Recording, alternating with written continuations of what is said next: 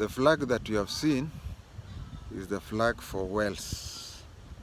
Wales is part of Britain. Britain, at times they call themselves Great Britain, or even at times they call themselves United Kingdom.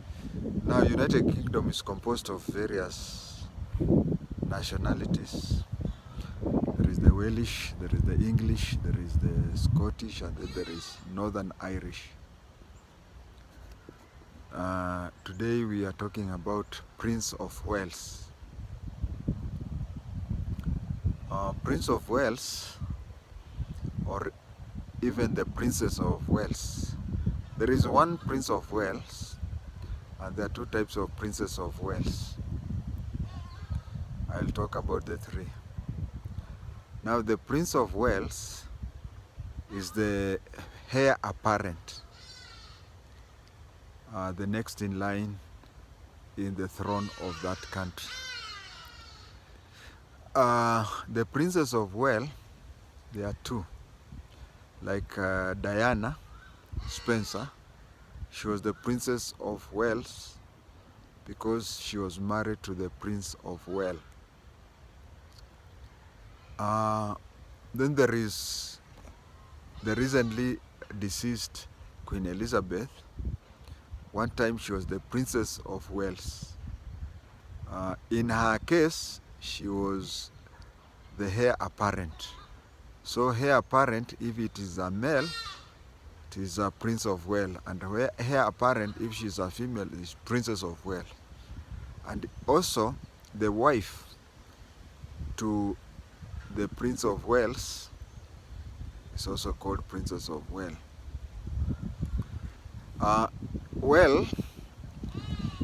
Wales used to be an independent kingdom until the year 1282, when King David III of Wales was overthrown and killed by the English.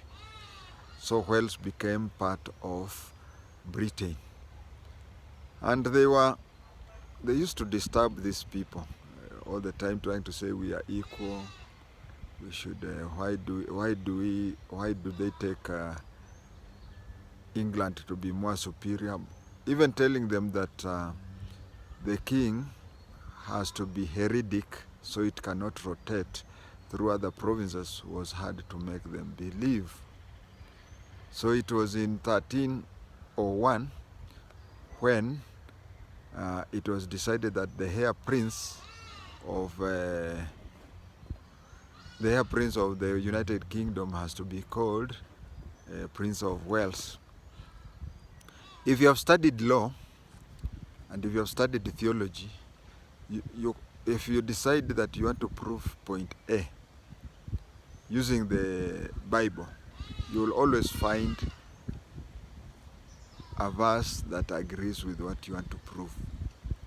On the other hand, if you want to prove the opposite using the Bible, you will still find a verse that is proving the opposite. So you decide what you want to do. Then after deciding what you want to do,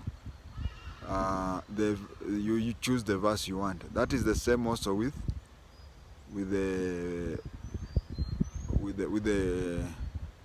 laws and the Constitution. So somebody thought, a lawyer, a very great lawyer thought that to make the Welsh people not to make a lot of noise, why don't we make it that the crown prince is also a Welsh? You know, by law, if you are born in a certain country, you are a citizen of that country by birth. If you want, if a lady is, there are some countries which are hard to go. Let's say America. So if you have a lady who is about to go into labor, just sneak her into the American embassy. If she gives birth within the compound of the American embassy, that kid she has given birth to is automatically an American citizen. So when he grows up, he will reclaim his citizenship by birth, and which can never be revoked. So in 1301, a king whom I've forgotten his name decided that his wife was, the queen who is his wife, was pregnant and she was about to deliver. And you know, those days there were no roads, there were no aeroplanes, there was just you had to use a horse-drawn carrier, and that one would take a long time, bearing in mind that the queen was pregnant. So he took the lady, he ordered the security to take the lady all the way to one, you know, Welsh have some of the most, they have so many castles and palaces and so on. So the queen went there slowly by slowly, and when she delivered her son, who was to be the crown prince, he was born within Welsh soil. So that is when they said now that you Welsh people, Welsh walikuwa nasumbua just like a certain tribe in Kenya, but if I mention that tribe, people will say I'm against Raila, so I'll not tell you which tribe it is. But the Welsh were used to disturb that way. So they were told to pay homage to the prince who was born within Welsh area, and he was by extension a Welsh citizen. In the British system, yes, the Prince of Wales or even the Princess of Wales is going to be the next king or queen, like Queen Elizabeth and now King Charles. But then, even though that person is the next in line, Prince of Wales is not the highest position. Between the monarch and the Prince of Wales, there is a duke. The Queen's husband was a Duke of Edinburgh, and a Prince of Wales is also a Duke of a place, but I can't recall where it is. It is this dukeship that has salary, and the dukeship has a salary, but Prince of Wales is a ceremonial seat. He has no formal responsibility, and most of the Prince of Wales' duty are delegated by the monarch. You'll find that among the royal family, of Britain, of course, we have a rank called His Royal Highness or Her Royal Highness. If you are related by blood, and if you are related by marriage but very close to the monarchy, you have a right to be given, to be called your Highness. His Highness Prince so and so, Her Highness Princess so and so. Everybody related to the Queen is so called. But there are those who are closely in the Privy Council are paid. So those who are paid and are offered protection, state protection, those are called HRH. That is His Royal Highness or Her Royal Highness.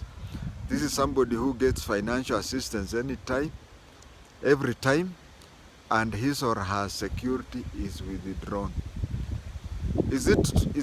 And these are usually the closest relatives to the monarch. Is it possible, when you are closely related to the monarch, for you to lose His Royal Highness or Her Royal Highness? Yes, it is possible. And I have two examples.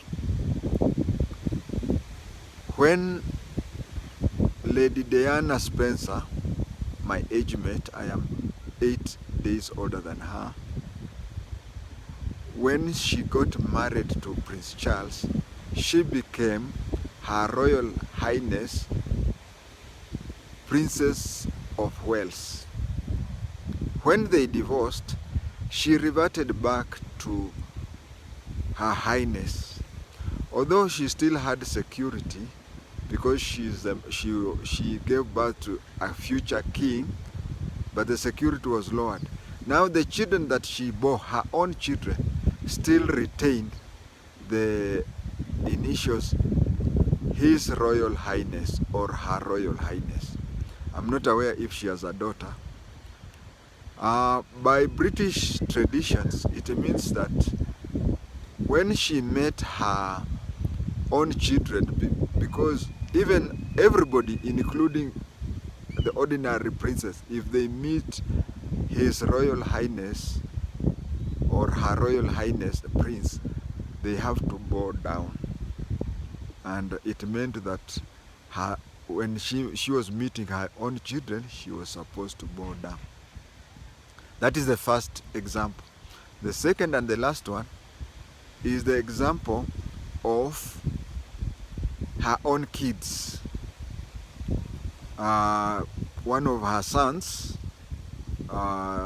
decided to give up the royal duties and migrate to the USA. It meant him being stripped of His Royal Highness.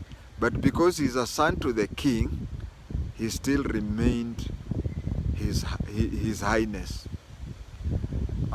When his grandmother died, he was seen wearing uniform, military uniform.